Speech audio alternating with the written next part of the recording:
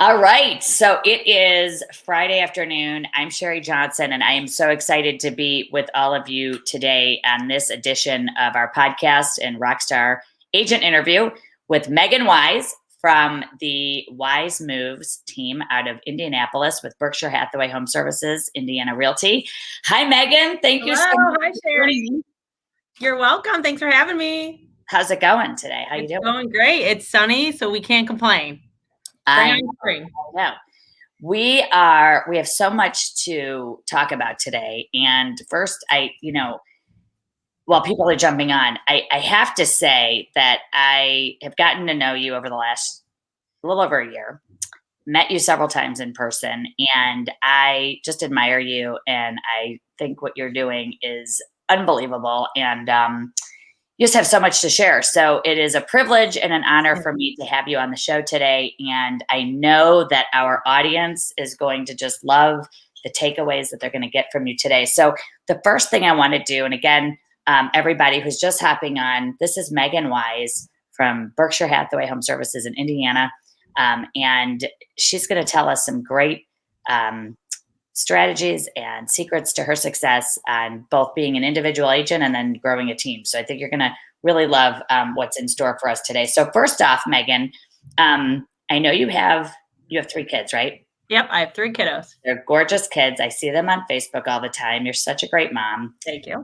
And they're just amazing. So congrats for being an unbelievable mom too, because you just are killing it. Tell everybody, how did you get into real estate and when? Yes, I was actually a teacher, educator, and then I was a guidance counselor at a high school locally here in Indianapolis. And I just had tons of energy and was kind of bored after 3 o'clock. I mean, I still took my work home with me because I was, counseling, social emotional counseling with teenagers, everything from what class am I going to go to, what college am I going to go to. And I just had sex with my boyfriend and I needed an abortion. I mean, everything among the gamut that I did it. And I enjoyed it. I really just truly enjoyed helping those kids. But during the summer and the weekends, I had a lot of time on my hands and I was young and in my mid-20s. And so I was building a house at that time. And I was telling my principal about building the house. And the builder talked to me about coming to work for them in the summers because I had already sent 2 referrals to build on the street that I was building on. I just kept telling all my friends what a great deal and they should come build with me. And I sold multiple houses. So they said, he goes, don't go work for a builder, work for yourself. And I was like, oh, that's a good idea. And he kind of explained it to me because he had done real estate. And he said, just go work for yourself. And I know somebody in Indianapolis at the Prudential office at the time. And he said, go interview. And I interviewed and they loved me. And they said, this is the first person we've ever hired with no experience. And like every newbie, which I lovingly call my newbies, and hopefully some of them will be listening in soon, I had no idea what I was doing. I remember like a year in laying on my bed being like, what did I just sign up for? I have no idea what I'm doing. What is this inspection report? I don't even know what a roof is or like what like a truss is. And I just remember having those feelings of like, what did I just do? And then I just like swam in the water and try to figure it out and level up. And I would reach out to anybody I thought that was smarter and doing a good job. And you got to be careful because some of the times when I reached out to those people, they actually weren't. It was just perception. It was just telling people how good they were doing, how much they were selling. And there was one person that I fell into the trap of like following them and listening to them. And then I figured it took me a couple of years to figure that out. But I just tried to reach out to anybody I could that was willing to help me. And that's why I always want to help everybody because I reached out to so many people to figure out where I could go in this journey. So for the first couple of years, I was an educator. I was a guidance counselor. And then I had some babies and I took advantage of the schools giving you a 1-year maternity leave. So I worked in real estate during my entire maternity leave. And it was so great to keep active and keep busy. So I did that for a couple of years. And then I had internal coaching at Berkshire Hathaway. And they said, you just did 10 million. And I didn't really know what that meant. I never tracked. I didn't know what tracking meant. And I was like, what? They're like, you don't need 2 jobs. And I was, at that time I had 2 kids and I said, okay, now it's time. And when I went, it was around 10 million and I decided to join the Buffini class our company offered. And I was able to do it because I left the schools. And so I did the Buffini class and I took it wholeheartedly. Anything I do, I just try my best to like listen in and gain as much as I can to that. And I went from 10 to 16 million in a year with just listening to the Buffini, courses and doing it half-assed, to be honest. Like, I wrote the notes, but after like month 2, I stopped, and I did a little bit the second month, and then the third month I didn't send out any of the mailers that they gave you. So I wasn't even all the way in. It was just a little bit of that really pushed me over the edge to be successful. And then for several years I was doing 20 to 30 million, several years 30 million in a row, and then had 3 babies and doing 30 million in a row. And I thought, okay, it's time to grow again and make a team. That is unbelievable. And, I know that feeling. I remember when I got my first listing appointment and I was on floor duty or whatever, and they were like, I want to list my house, and I was like, and I honestly, I thought it was a joke. I was like, which one of my friends knows that I'm on phones right now? And so they all looked at me. I had my license for 2 weeks, and I said, okay, like, what do I do? And they were like, do you need a measuring tape? And I was like, I do. I honestly, I was like, what do I have to measure? That's great. I know. I remember that. It was a lot. It's 24 years ago, but I feel the same way you felt, because it was like, what? And then faking it till you make it, Totally. Putting out the confidence and then figuring it out behind the scenes. And it's such a great story. And, it's interesting because people had just had probably a little bit of whiplash hearing you. I mean, like, because you went from, I did 10, didn't even know it. And next thing you know, you're doing 20 and 30 and you're saying it like, you're just saying it like, oh yeah, it just happened. And we know how hard all of that, all of the effort and energy and the sort of that you have that constant, I'm going to do this, I'm going to figure it out. And it's really a perseverance that just is great. So I want to ask you, because a lot of people listening want to grow their individual business. They are trying to get to 10 million. They're trying to get from 10 million to 20 million maybe. And before we get into how you built your team, because I think last year you did between 75 and 80 million, right? Yes. So we'll talk about that, because it's absolutely exciting. And, before we get into how you built the team, and I love your concept and philosophy on why you did it, really to create work-life balance for yourself and grow, and to provide more opportunities for more agents, which I think is just amazing. Before you got to that point, though, still back when you were in the 10 to 20 million, did you hire like an assistant who managed the business for you? Tell us a little bit about what your world looked like then, because a lot of people are stuck in that, like, they are over 8 million. What do I do? How do I leverage my time? And I hope some of my Rethink friends listen and watch, because they're our friends on National Council for Berkshire Hathaway Home Services, top producers under 40. And I see them and me. And that's what I did 5-10 years ago. And you don't want to delegate. You don't want to give your files away. You want your hands on every single part of it. But actually, it's a little narcissistic to think that nobody else can run and manage your emails and order title, order home warranty. That's not really where you're making your money. So it was very nerve-wracking. And I thought the same way. I did 3 years of 30 million before I hired somebody. And that's sick. And, that's why I created the team. But I think if you're doing at least 10 to 15 million, it is time to hire an assistant. And I hired somebody who asked me, she's now my right-hand man, and she's been with me for 6 years. And she is now creating her own micro team underneath me. So it's so cool. But she started with me because she was just like me, tons of energy, young, no kids. And she was, do you ever need help? Do you ever need help? I love real estate. Can I help you in the summers? And I was like, no, that just sounds like a lot. I don't even know how to begin. And I think that's the problem, is like, you can maybe find someone to help you, but you don't even know where to begin or how to start, or send them an admin list, or what do they exactly do and how do I pay them? And you just have to figure it out. We just met at a coffee shop. We just figured it out. I went to a manager, Julie Downham in Berkshire Hathaway, who I love. And she was like, just this is kind of what other people do something like this. And I did it. And Sina did TC for me. She was TCing like 40 to 50 files while she was also a Spanish teacher at a middle school.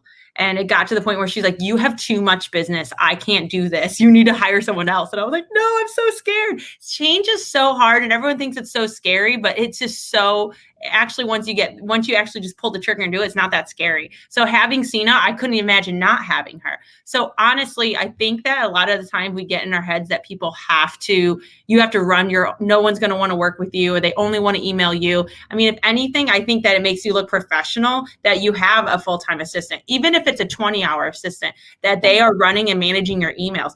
I rarely check my emails and I love it. People like, I emailed you, didn't see it. And that is it's a glory to not be tied to my emails day in and day out, that it's such a freeing feeling. Whether you have kids or not, our lives are busy. And I think that hiring someone at, whether it's $12 an hour, $16 an hour, whatever it is in your market, to hire someone to manage the file, they can be brand new. They don't have to have any real estate experience. I think as long as they have some type of education, they can do it for you. And I think that's the first start, is to hire someone to manage your files from pending to close. So you can actually take your clients and nurture them and ask them for business, or go get more business by doing the things you love: dog walking, coffees, lunches, networking parties. You can't do all those things and TC your own stuff after 10 million, in my opinion. Yeah, it's crazy. What's your average sale price, just to give everyone a little bit of perspective? Here in Indianapolis is about $270. Okay. And which I thought it was right around there. So you said it, hire someone, get the ego out of the way. We don't have to be the one. And I 100% agree with that. It also is professional looking to have a team member, even if they're 15 or 20 hours a week. Yeah. I know for me, when I went from 7 to 14 million in 1 year, I paid someone I had a part-time person, but I really wanted, I was scared to pay real money. And I was scared to go full time. And when I did that, I doubled the amount of appointments I could go on. And I was walking with a sale and walking out with a listing presentation. It was great. So what else can you tell a person growing their business, maybe some advice for a new person who might be on right now, before I forget to talk about our new people listening, or the people who have been licensed for a while and want to double or triple their business. So what's in you that has driven you to the success that is a mindset? And also, like, what are these things that these agents can stop doing? And I think it's hard in sales. It's I've heard it's always like, it's a popularity contest. And I hear that a lot from some agents who aren't selling a lot. And I don't necessarily think it's a popularity contest. I understand how it can be perceived like that. I think if you're providing amazing customer service, people talk about you, and then you become popular when people talk about you. But they talk about you when you provide good service. So I've heard that, and I think that's fine, and it's okay to think that. But people are only going to talk about you and like you if you do something for them, right? Everyone likes to have something done for them. And there are people like me who like to give and who like to help others. So I think intrinsically, I like to help others, and it just comes from my upbringing. My dad was an entrepreneur and owned several businesses, and eventually owned Arby's franchises, and had silent partners, and worked his way up from literally like cutting roast beef at 17 to owning Arby's. And so that was my background of seeing my dad not go to college and become successful. And me being the youngest of 3 girls, I was able to see him rise. And so I'm sure that's part of I've worked at Arby's since I was like 13. So I've always had a job. I don't know what it feels like to not work. So part of that, you can't change somebody's background. But for those first off, for those newbies, I have heard from my newbies, and I was very against hiring newbies. And now I hope they're listening. I love them. And we have our own little newbie training, and they tell me that just us talking, and I come into the office, I put on the screen what I'm doing. I'm doing the inspection response today. This is how I type it. This is how I write it. They're like, this is so much more dynamic and impactful than anything the office provides. So if you are a single agent, try to find a team leader that will take you on. Because my newbies also have a mastermind, because our office is great. They mastermind with like-minded peers, and they say, my newbie Andy goes, you know what? They were talking about this multiple bids and this market the other day, and how do we get buyers in a contract? He's like, I've got 2 under contract because of trainings with you. And I felt so smart in the office mastermind group because of what you and I have had. And all day long, I mean, teams is just where it's at. I honestly think that's where real estate's going. And if you're individual, try to find a team. If you're an older individual and you're not into that, at least, and like some people I know in our office, at least gear up. We have a culture in our office where we all help each other. We're on a group text, jump in, ask the manager to be on a group thread, find other individual agents that you can at least network or come into the office. Like, whether it's joining a team or just getting into the office, it's got to be something collaborative so you can learn from others. I still learn from others, and I still ask others for help. And that's just part of the attitude of abundance. So for newbies, getting into the office or getting in on a team, getting in the office as much as possible, just being a sponge and listening. And then for those who are, middle of the road, just trying to grow, whether it's getting a coach like Sherri, finding, and I don't care who coaches you. It could be the manager of your office. It could be the owner. Say, hey, can I buy you lunch? Who says no to a free lunch? Be like, can I buy you lunch for an hour on one Tuesday a month? So whether it's your manager or a top leader in your office that you've looked up to, maybe ask them to meet once a quarter and have lunch with them. Even if you can't be on their team, you can at least pick their brain or ask them some questions. So I think for me, I was able to grow when somebody sat me down and was like, this is what you're doing. This is what you have done. Where do you want to go? I mean, if you don't have focus in this industry, it's really easy just to be a transactional realtor. Hey, Ann, I just saw a comment from Angie Miller-Breeze, and I was thinking of you, girl. She's a very successful 17+ year realtor that just came to Berkshire for the culture, and we threw her in our group text, and we love her like our own already. And you just have to find people who are willing. I need a roofer, I need a plumber. Like, you just have to find people who are willing to share, and you can't do that if you're not in the right office or on the right team. But I think for those in the middle ground, you have to find someone to give you accountability. I have one-on-one accountabilities with my team. The oldies and the OGs, I meet with them every other week. The newbies are weekly. And I have a newbie text. So when they're asking their newbie questions, it doesn't have to go out to the whole group text, but sometimes it does. And the oldies love to help. So I think that you have to find somebody, even if it's not a team, find a manager to meet with you, or find a coach within your office, or ask your owner, hey, who's someone can be my mentor and meet with me once a month, even if you don't have a program set up in your office. Someone to write down goals and keep you accountable. Yes. You have to have it. Absolutely. And Julie's on here too. Great to see. Oh yeah, Julie. Julie, love Julie.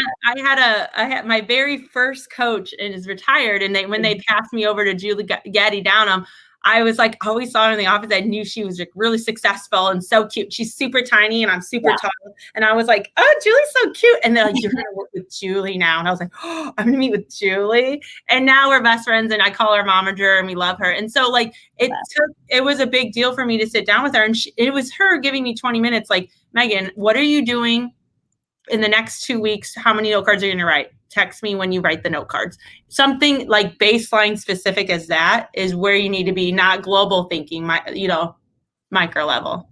Excellent stuff. I love it. And you said, don't be on an island, be resourceful, ask for help.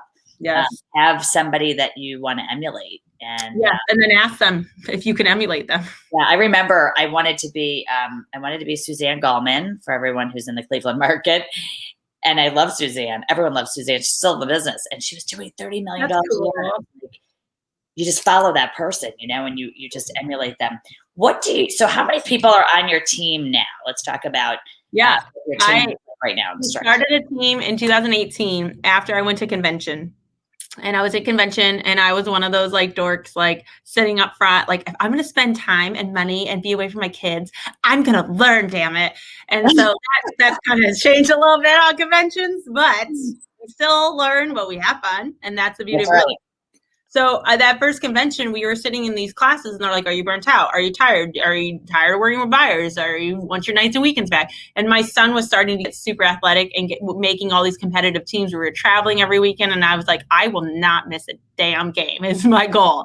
Unless God willing, I have to. So they were like, how do you build a team? And nobody ever talks about it in real estate. And it's always like your friend you're sitting next to, you're like, oh, can you cover me when I'm on vacation? Can you cover for me? And then that's your team. And that's fine. That's the beauty of real estate too, is anything goes. You can make that to be your team, or you can have a well-oiled machine where everybody comes in every day and clocks in, or you can have something in the middle, which is what I think I have. So I went to the convention and got really inspired. And I know we don't don't have one this year, but maybe we can all listen in virtually to any of your conventions, whatever company you are on, and attend when they do have them. And it inspired me to grow. I thought, yeah, I've been doing 30 million for multiple years in a row, and I'm tired, and I want to hand these leads off. And I talked to Sina, my right-hand man. I was like, leave the schools. I'll give you all my buyers. And then she left the schools. And then, wow. So we were like, what do we do now? And we're both former educators, and we're like super dorks. And we're like, let's go learn. And so we interviewed different teams, and we were like, we like this concept. And we tried a team that we kind of followed, and we joined their coaching program, and they taught us how to get started. And then once we were in it, we were like, maybe this isn't exactly us. There was it seemed transactional, and it was a lot about scrubbing internet leads, getting internet leads, and handing them to the buyers. And we learned that we are definitely relational realtors, and we were not really interested in those types of leads. And so what Sherri and I talk about a lot is just like fire and then aim. That's what we did. I was like, oh, that's a team, and they said they'll tell me how, so I'll do that. And that's what we did. And we learned a lot. Like, did we want to do exactly like they? No. Did we start doing that? Yes. We learned a little bit. So I think we learned a little bit from them. And then in 2018, we started a team, and it was about 5 of us. We did 43 million. And then in 2019, we did 57 million. There was a team of 6. And we did 183 units. In 2020, our goal was, this reminds me if any of my team is watching, our soft goal was 67 million. We were at 57, we asked for 10 million more. And then we said, me and a couple others a little more aggressive, we said we could at least try to get 73 million. And if we get 73, I was like, come on, just do 75 at that point. I was like, we're going to go on vacation if we get 73 million in 2020. And then we got 75. So now I got to take everyone on vacation. So that's my word, and I stick to it. My word is we're just going to go to Florida like in September, October, when it slows down a little bit. Nothing exciting, but it will just be warm and it'll be fun. Yeah. So awesome. I lost 2 teammates in the beginning of 2020. One needed to stay home with her family, didn't want to do daycare because of COVID, had some COVID concerns. And the other one wasn't as successful. She was she was doing about 7 million, but she wanted to go into a different industry. So those 2 left, and with 5 people, we did 75 million. And I did, after I did a training with Sherri in early March, and she's like, everyone just go live, everyone do videos, just do a video. And I was like, well, I like this lady, and I've always connected to her every time I met with her. And I was like, I'll just do what she tells me. Like, okay, I'll do this. And I did so many live videos in 2020. I mean, my hair is blowing, and I'm not professional, and I just do it, and I don't even listen to it. And I just started getting traction. And I just thought, all these people are sitting at home here in COVID, and they're bored, and all they want to do is scroll. They're all online way more. They're all working from home. They're all annoyed with their kids, and everyone's online. So I'm just going to show them what I do. And I was like, hey, I'm at a house now. And hey, I'm FaceTiming someone from North Carolina to buy a house in Indy. We're still selling. And I just started doing that. Thanks from, Sherri's push for me, just a suggestion on a random training. Good thing I listened to that training. And you actually texted me after it, and you said, do I really have to do this? And I think you said just one. Screaming and swearing. It was great.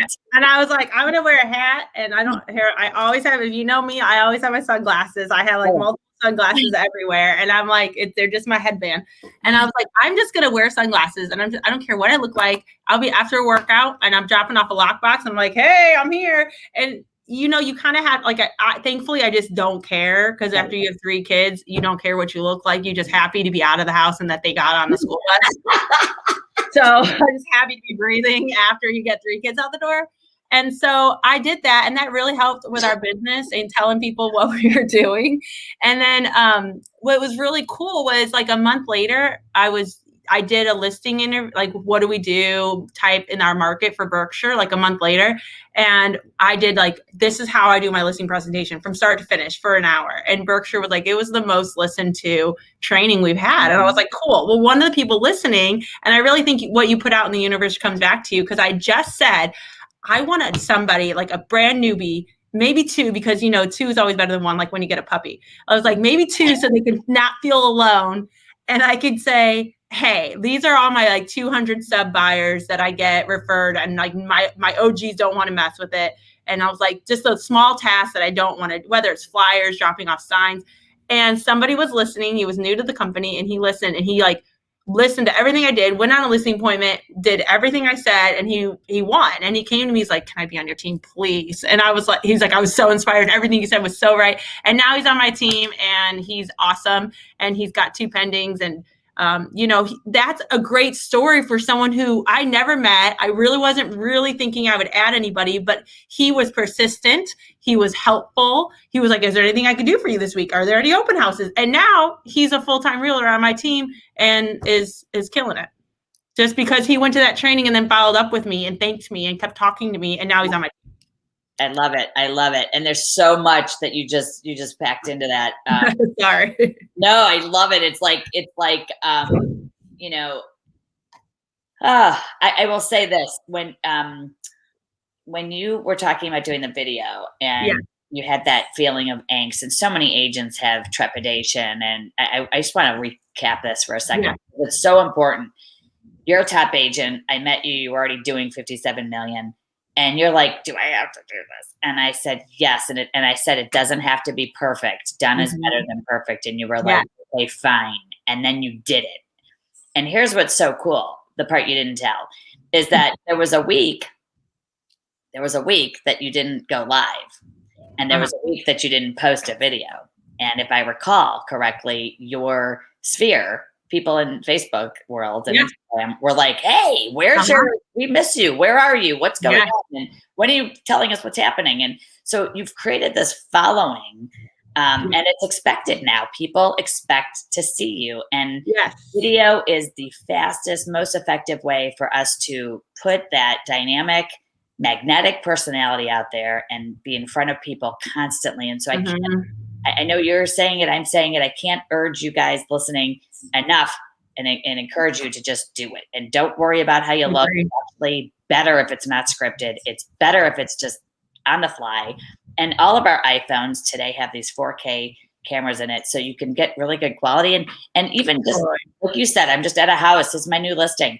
All of that stuff counts, and it all matters. And it's why you created this, unbelievably, wildly successful and fun place to work. So, So tell us about your strategies. We were talking the other day, and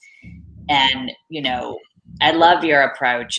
It's very similar to mine with regard to the lack of inventory. And Meighan Wise with Wise Moves, #WiseMoves, which is awesome. I saw a post that you did, and I'm going to share it with everybody. I hope you know. And it was like, it was so refreshing. It was so refreshing because what you put out there was, we have inventory. And in this world where, sometimes the real estate industry sort of does a self-fulfilling prophecy of things that don't help us, right? By constantly saying we don't have any inventory, we don't have inventory. And so tell us, your approach is the opposite. You're saying, I can find you a house. I know where to look. I know where to go. Yes. I'll find you inventory. I'll find a house. So tell us, you put this post out. It said, we have inventory. And I was like, yes. And so share a little bit about your thoughts on that. I was just really tired of seeing everyone complaining, and I'm just not a complainer. And it's like, I have a master's in psychology, and I didn't know it would transfer into real estate so well, but it's mostly like, I really studied a problem solution. There's different types of therapy, and I really was honed into problem solution therapy in my master's. I mean, back in the day, I was 20 and I didn't know what I was studying, right? But it's really like somehow gleaned into me. And I think that when there's a problem, we try to find a solution instead of just bitching about it. So, and I've talked about it a lot with my team, and this is, and in I would say, in junction with this whole Zillow's taking over, Zillow's going to be a brokerage. Well, guess what? Zillow doesn't go to the country club. Zillow doesn't go dog walking. Zillow doesn't go to the moms in the park running with their kids in the stroller crap that we all do or can do in our lives. And those are where we are buying and selling houses. This is where we're finding houses to sell. I was at football Wednesday night from 5 to 7. And one of the guys walked by from a former team, and he was on a different team, but the dad's like, I saw 2-year signs in my neighborhood. I go, oh, you thinking about listing? He's like, well, we might build. And I said, oh, great. And I said, well, call me. I'll get you the basketball discount. He's like, okay, I will. And just like, that's where this stuff happens. So if you're going to be in your house all the day, I'm in hermit and staying at home, you're not going to have the listings. But talking to people and not being afraid of hearing no, you're going to get the listings. I had my laptop out at basketball 2 weeks ago, and in two weeks, I'm listing a home with an in-ground pool. He was going to go for sale by owner, and we're watching the kids do training, and I'm sitting there, and he knows I'm a realtor, and he's like, I've been with this league for 4 years. He's like, Meighan, what do you think about FSBO? Or he said for sale by owner. I go, not in this market. You are going to get taken advantage of by a buyer's realtor. They're going to tell you it's cash, but it's not, and it's going to be financed. They're going to tell you have to sell at a low appraisal. And he's like, his eyes just went big, and he's like, okay, when can you come over? And that was at like 7:30 at night, and I haven't had my laptop up, but I pulled it up, and I was like doing stuff at basketball. So the point is that you, whether it's sports, the daycare, the soccer club, that's where you're going to be boots on the ground talking to people. And for those without kids, it's the dinner parties, it's the meeting with the neighbors, it's going to that like cocktail or that MLM, like, you know, when they sell crap at their houses on Friday night, go to every one of those and buy it and smile and talk about real estate. Because if you leverage, it's true, do it. Because and then add them all on Facebook, and then talk about social media on Facebook, like talk about Facebook. So like Zillow's not going to do those things. Zillow will only take away that subpar realtor that we don't want to work with anyways. Let them do the sub 200s. Let them do the 100, whatever it is in your market. Don't be scared of them, but putting in the work now and the relations is where it's at. And if you're not a connector, if you're not a relational realtor, you might be in trouble against the Zillows of the world. But I think that for us as our team, we're not scared to say we have inventory. We'll find the inventory. We'll call. I'll email the basketball group that I have 12 parents on and say, hey, does anybody want to sell? I have this. I'm not afraid to ask. I'll door knock. Tell me your top 10 houses you want to go live in, and I'll write a handwritten note. I mean, it just looks differently, and people don't want to work differently because everyone just wants to do the same, and then bitch about it that there's no inventory. We can find it. People will sell for the right number. That's right. That's right. I've sold houses that were not for sale. Yes. So have you. So, you know, it's just funny. You just said it, you know, I think agents get licensed. They come into this, they think they have to wait till something shows up in the MLS. And it's like, you know, I just remember my loan officer called when I was selling a lot. I had that headset on, and he used to call me, Sherri McGuire, because I tell people, I will not sleep till I find you a house. And I'll find you a house. That's the easy part.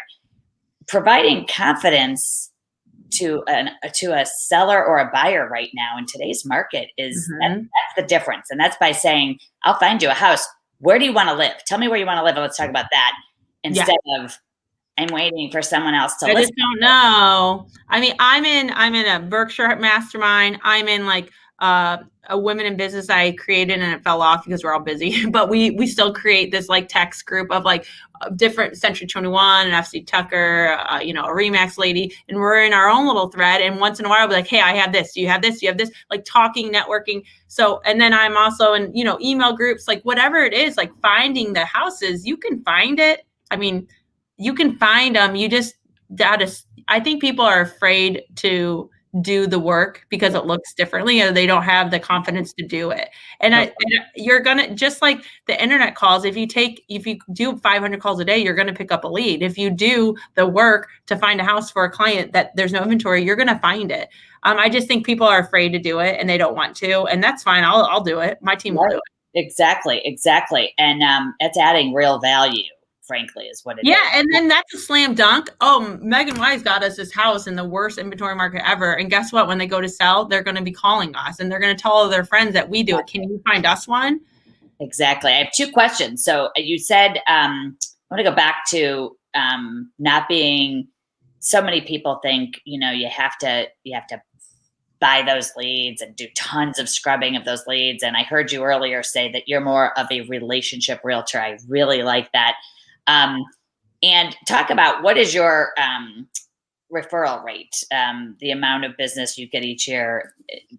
How much of it is referral? It's honestly probably 80% the last year. I mean, it's all almost referrals. It's all of it is either past clients or past clients who've told us to call.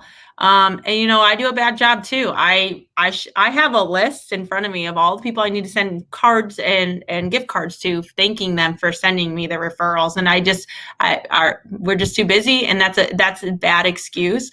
But I think that people want to help others who help them. And if you do a killer job during the transaction, ask for the business. And I think that's a Buffini thing that I learned a long time ago. But like, hey, I'm not out advertising. And what I tell people, I don't spend a lot of money on advertising. I just spend my time nurturing your file and making sure we get through inspections, we get through appraisals, blah, blah, blah, and that we have a great time doing it. And it's a smooth process. So if you can think about me for any friends and family in the future, please share my name and number. So asking, people are also afraid to ask, but everybody knows a realtor. And if you don't ask, somebody else will. Absolutely. Absolutely. It's one of my favorite and worst favorite phrases, that opportunities are not lost. They go to someone else. And right, they're talking to people right now. So tell us some of your best sources besides referrals. I know you're getting 80% referral business. I'm unfortunately the relo queen here, and I can't let it go. But I know not everyone can do relo, but I'm the relo queen and a relo trainer for Berkshire. Oh, good. I love relo. I don't love the 1% on relo. And I don't know if Julie's still listening, but there was many realtors, many coaches telling me, don't do relo. Don't do relo. You don't need that. You don't need that business, and you only make 1%. You know how many relos have referred me? I've done the relo list and then their next door neighbor list with me. Right. And I had 3 listings this year. Relo buyers from 4 years ago, I stayed in contact with, all called me, all 6%, all high end. Not a problem. And no relo fee on those. No relo fee. So right. The whole point is getting that buyer here and then nurturing the shit out of them and then relisting it when their time comes, because they always move again. So why would I not? That's a cheap buy for a slam dunk 100% client. Relo is not. I mean, relo sucks too in its own ways, and everyone's very high maintenance and very needy. And you have to give concierge service, whether it's 200 or 2 million. But that is one source of business for us. Yeah. That I do, and it's not something that it works for us, and it fills in. And when I do get the relo buyers, I pass those off to my team because I don't like buyers anymore. So when all of our conversations, I've always enjoyed hearing you talk about, and you said this earlier, just do it before you have the plan, right? Jump in the deep end, which is really why I called this interview today, this podcast, Jump in the Deep End. So so how many people are on the team now today? Yeah, we have 7 now. We have 4 OGs and 3 newbies. Is that OG? Is that original gangster? Yeah, OG. Because I know that from my kids. And we had a team meeting to set our goal for next year, and a couple of us said, how about 100? And there was the new newbie was like, one of the girls goes, well, if all the newbies did 5 million, we'd be there. The new newbie, everyone freaked out, like, what does that mean? And what is that normal? Can I do that? Will people get mad if I don't do that? And we were like, no. But it's good to have goals. It's good to surround yourself with people who have goals or who push you, whether you're on a team or not. So we're a team of 7 right now, and we have a really good culture. I don't foresee us growing. I like being able to give individual attention. Like I said, the one-on-one accountabilities. I remember in 2018, and I was saying to the coach that I had at the time, how am I going to do one-on-ones? He's like, you put it on your schedule and you time block. And I was like, oh. And I was like, well, 20 minutes times, 6 people each week. And he's like, you just do it. And I was like, what? You can? And then I just did, and it really wasn't a problem. And honestly, if I am doing 30 million, and which I did 31 million in 2020, if I'm doing 30 million and time blocking my one-on-ones, you can be doing 10 million and make sure to attend my one-on-ones. Correct. Yes. So do you have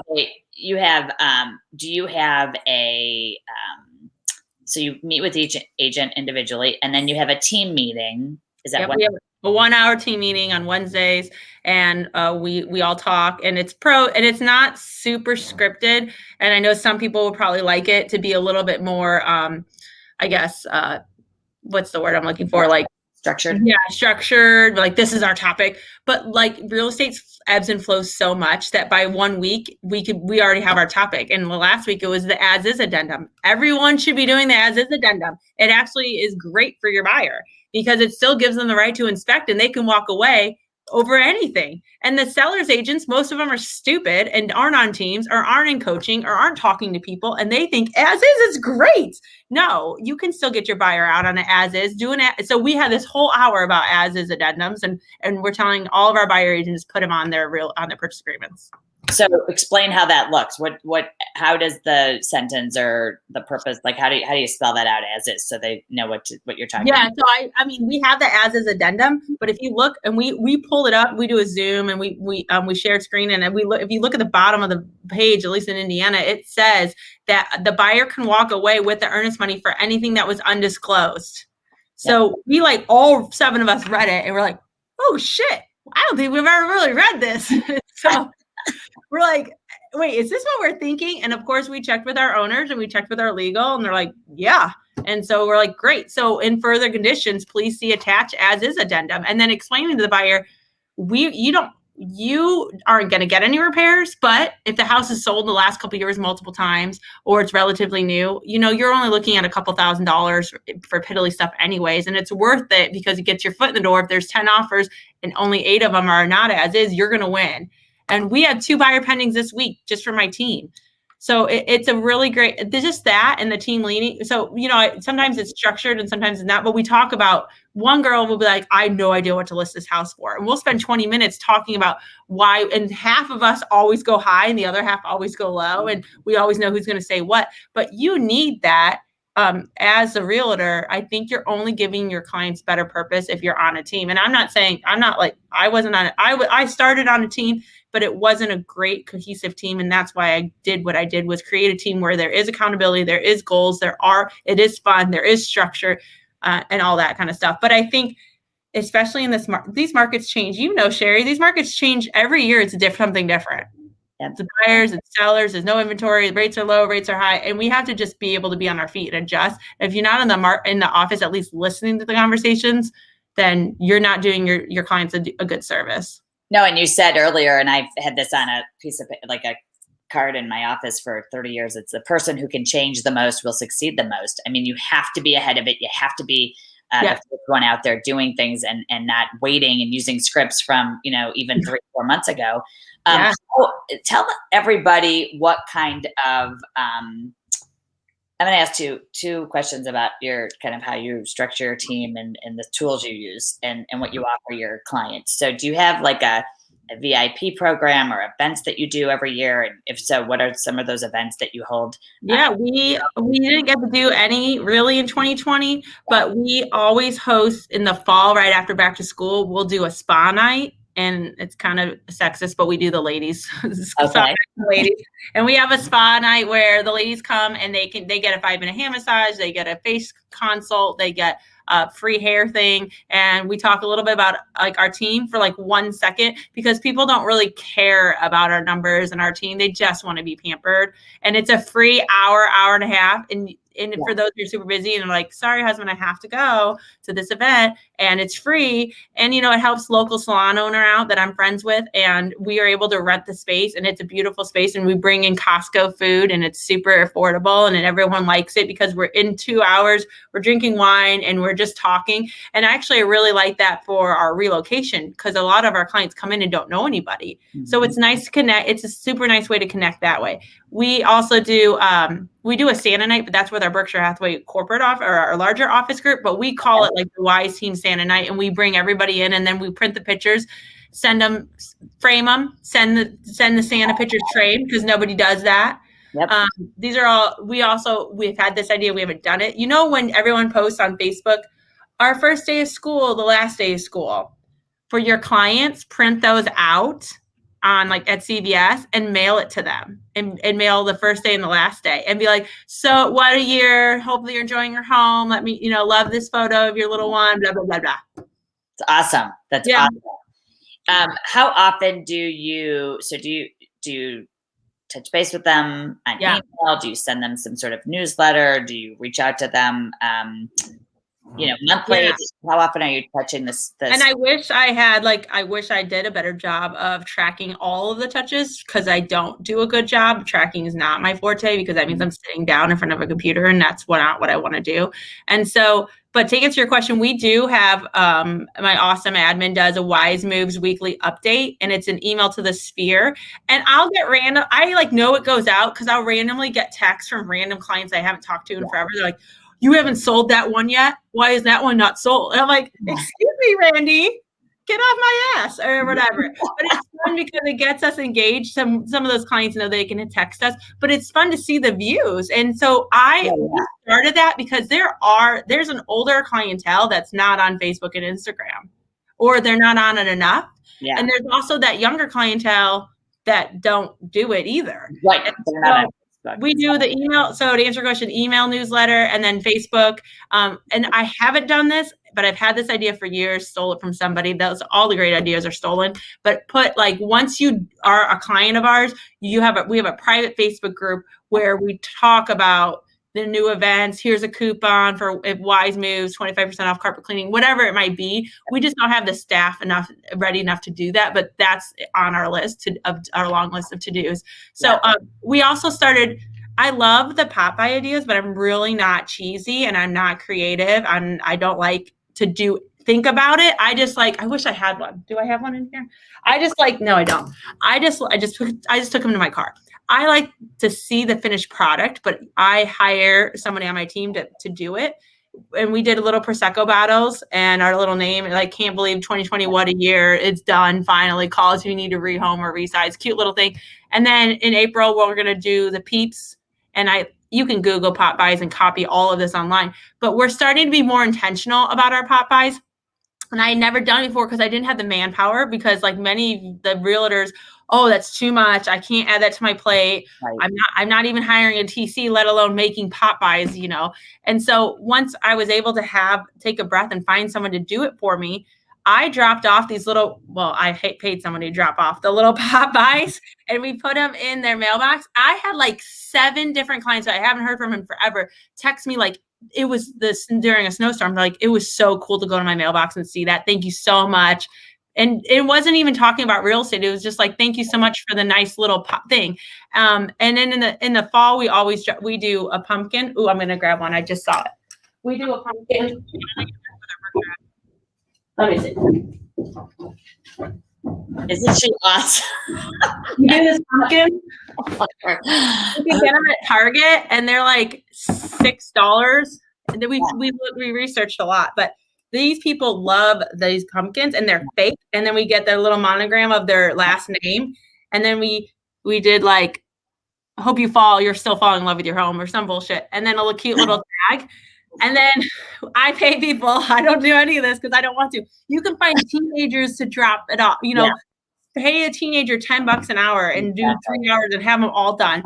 And we drop them on their porch. But what's really cool is that it's plastic, and so they'll bring it out every year. It's on their porch, and they think of me. Exactly. No, I love this. I love this. So we do this little things like that, and the newsletter. And then honestly, the thing that I can't track is the social media. Is anytime somebody comments or talks to me, I write back. Whether it's a week later or a day later, I always respond. And that's not intentional. I want to get business, I'm going to write back. And that's just part of me of it's a lot of people, unfortunately, are stuck. You and I talked about this a little bit. They're stuck at home still, or they're still working from home. They used to travel. The corporate types, they're going out of their mind sitting at home. And they're texting us about showings. They're like, oh, the showing stayed for 45 minutes. You used to not get those texts. It's because they're bored and they want that connection. And I like connecting too. And so when I do get online and late at night, I do spend my time responding to people who talk to me, because I just think it's the nice thing to do. So I guess that's the Midwestern girl in me. Well, it absolutely works. But it works. So I'm going to keep doing it. But I didn't know that I was doing that until someone's that's, that intentional responding to people on Facebook, not just liking a comment, being oh my gosh, I miss you. I haven't heard from you in so long. Just a quick little comment. really can make someone's day, especially with what's going on in our world and mental health. No, it's right. And it's not being done by someone on your team. It's really being done by you. I mean, that's personal relationships at every level, whether someone's going to be a customer or not. And I feel the same way, when people call me and they want advice and I call them back and they're like, I can't believe you're calling me. It's like, well, why wouldn't I? It's the right thing to do. Is if someone asks for help, it's just a help. And people are trying to connect with you on Facebook for a reason and connect back. And you said earlier, we get what we give, and it's not even like we're doing it to get. We just give. No. And, it's so awesome. I heard you say rehome and resize, and there were so many great marketing tips. I hope people heard that, because I think those are some really great ways to talk about people in their move and what they're doing. Tell everybody, if you would, I would love to hear like a really great success story of something, whether it's a line you use when you have difficult clients, we all have difficult clients, or did something, if it's not a difficult client or a closing, or you were in competition for a listing. I have a fun story. Yeah, tell us something. No, I don't know. It's super success. It actually is funny. And for those Berkshire on here, Alan Williams just joined us through an acquisition merger, and he's awesome. And he's been doing this for a long time. And we seem to always go up against each other. So pre-COVID, we went to a listing agreement, and it was a referral from a friend of mine. It was a friend of mine's family friend. So I'm thinking I'm in, but they were former sales, and they interviewed 3 people. So when I pulled up, I was the second one. The first realtor was literally leaving. And I was like, I saw her car, so I had to park on the street. And she literally, I'm like, hey, Penny, how are you? And then she's like, hey, girl. And then I was like, we have to all be friends. There's enough to go around. So we're in the appointment, and the lady's talking forever. And I was like, I got shit to do. Like, this is going way more than an hour. But I just kept going with it, because you have to be flexible. You have to give them what they want. They want to keep talking. And the more they talk, the more they connect with you, or they feel like they're connecting with you. So I'm in this appointment forever. And they're like, Alan Williams? And I said, yeah. And he goes, well, he says we should list at this number. And I was like, well, I would list at that number. I agree. I would say at least this or this. And they had already been on the market for a year. They weren't finding success. And they would use an old aunt or something. So then they're like, well, we really liked Alan. But the lady was like 80 years old. This house was amazing. It had trees everywhere. There's not one drone picture on. So I was like, oh my God, I'm going to shoot the shit out of your house. We're going to do drone, we're going to do the back, we're going to do the front. And I was like giving them all these ideas, and we're talking forever. Well, they're like, well, it's between you and Alan, but we really like you, but something. And we walk into this kitchen butler pantry, and there are cookies that Alan sends after he goes to an appointment. He sends a cookie with his name and the business on it from the local bakery. And I go, can I take one and take a picture of me eating it and send it to Alan? And they were like, yeah, you can. So needless to say, I got that appointment. I was like, and I took it to Alan. I sent it to Alan. I was like, good luck. Anyway. And then you have to be a little ballsy in these kind of, especially if you're interviewing. Lo and behold, we get the listing. I get some great photos. A week later, I go on a weekend girls trip, 2 nights in New York. That's it for a girl's birthday. 7 girls all in New York. And I'm like, I'm going to have my phone down. I'm going to have so much fun. I'm going to try not to work too much. Alan, we list Friday, open house Sunday. Alan brings a buyer Saturday, response time, and response time, 9:00 Saturday. I'm like, this is the first time I've been an adult in New York, and and Alan brings the damn buyer to the listing. Alan brought the buyer. Did he sell it? Yes. He's gonna give me till 9:00 on Saturday night. I'm like, all my friends like, Meighan, put your phone down. I'm like, no, you guys don't understand. Like, I have to sell this house right now. You guys did the deal together. We put the deal together. Here's the best part. They're so old and they couldn't figure out DocuSign. Alan's like, I want it signed tonight before the open house, blah, blah, blah, blah. And Alan lives like 2 minutes from him. He goes and takes the form over there and puts it in their mailbox so they can sign. That's so awesome. We have a fun little friend of me going. Yes. That is a fantastic story. But I think not being afraid to go a little bit outside the box, and then also like my best tip for listings is do not talk about yourself. Yeah, tell us about that. What do you mean? When you're going to a listing interview, do not talk about yourself. Every time I win one, they're like, oh, that other agent, all they did was talk about what they've done. we don't care what they've done. They care about what you think of their house and what their house is going to sell for. They don't care that you had 5 trophies in your office from 5 years ago. Yeah. I rarely talk about that. We're number 1 in the state from 15 to 19. And I think we're number 2 for 2020. I don't talk about that. Does it help? Sure. Does it depend on the client? And if I find out they're in sales or they did anything in the industry, then I talk about it. I mean, I put it in the back of the folder. I put the ranking report. I let them see it if they want to go through the folder. But I don't talk. It's in my signature. They call me for a reason. I'm not there to talk about myself. So when you go on a listing appointment, even if the house is trashed, I love the natural light. I love this wall color. Like, I love your stair railing. Find something positive. So many people go in and they're like, well, we chose you. The other realtor said we had to do A, B, and C. And I'm like, no, you don't do that. Just do A. You'll be fine. Oh, right. Because I've had agents lose listings because the seller said to me they didn't like my house when they walked through it. And how can they sell it if they don't like it? I just had one when they go, well, the other top producer said, well, she had 2 little boys and I don't know. And the husband's traveling. I don't know how you're going to be able to get it ready to show. Bitch, she's like, I've sold 6 houses in 10 years of being pregnant and little kids. Like, you don't question, you don't question. No, you sell yourself first and your value, and then you sell. Yeah, I just think that if you're not going to take anything away, get in the office, talk to level up, try to find a mentor. If you can't find a team, try to find a mentor. And then once you're in the office, talk to people. Don't be afraid to be annoying, but offer to buy coffee, offer to buy lunch, offer to get the ear of someone that you kind of look up to. And that's kind of how I got my start. It's so great. And you're doing that for so many people. It's absolutely awesome. One of your team members has started a micro team and has people. Yeah. Everything is such a great story, first of all, of how you can grow your business and literally jump in the deep end and start before you even have we need to have a plan, but we need to do action. And I think you're a perfect example of just jumping in and doing the action and doing. I was so scared. I didn't know what I was doing. I was like, oh, we're going to be a team. Okay. And this is what we're going to do. And this is the outline. Everyone has to do 2 open houses a month. That lasted 3 months. We just changed. And I think my OGs are in it with me because I gave them accountability. I said, do you guys really like this? First, we were doing an 1.5-hour meeting a week. And then I was like, you guys think we were doing 2 1-hour meetings? And we're like, what if we just did 1 1.5-hour meeting instead of 2? And then, so we figured it out together, and there's buy-in and accountability. If you're going to start a team, don't be like a crazy Nazi and talk to your team members. What works best for you? And I told you, Sherri, the other day is that my team came to me last year and they're like, we really want on the team to have like Cena Taylor as a list and Meighan Wise as the co. And I talked to other people and everyone's like, no one does it like that.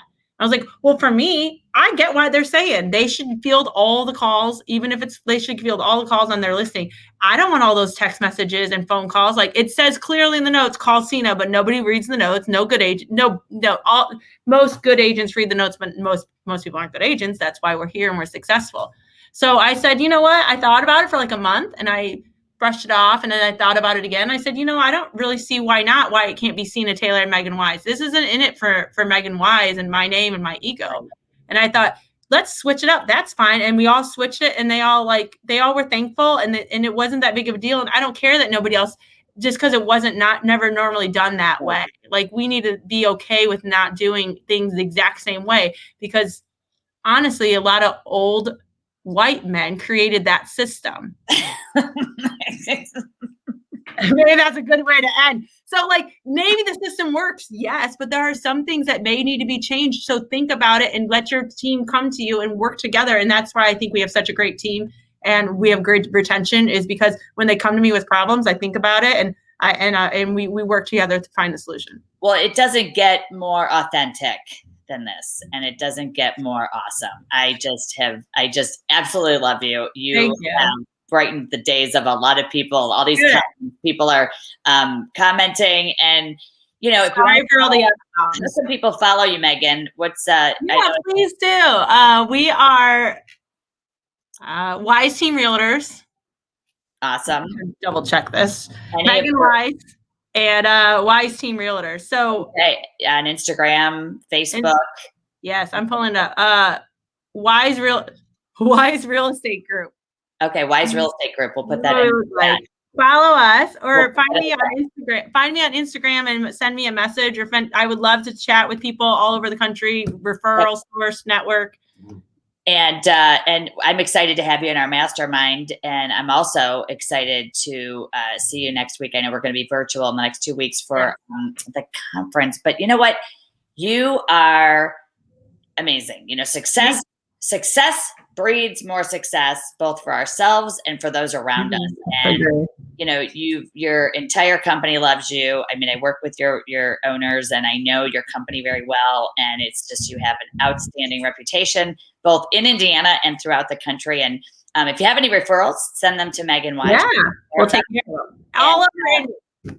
And you're such a great networker, and you're just a great giver. And it's just such an awesome story. You know, women in real estate and just doing amazing things. So I wish you continued success. I can't wait to have you back on the show. Yes. And have a fantastic rest of your day and weekend. And we'll see you back on RockStars in Real Estate.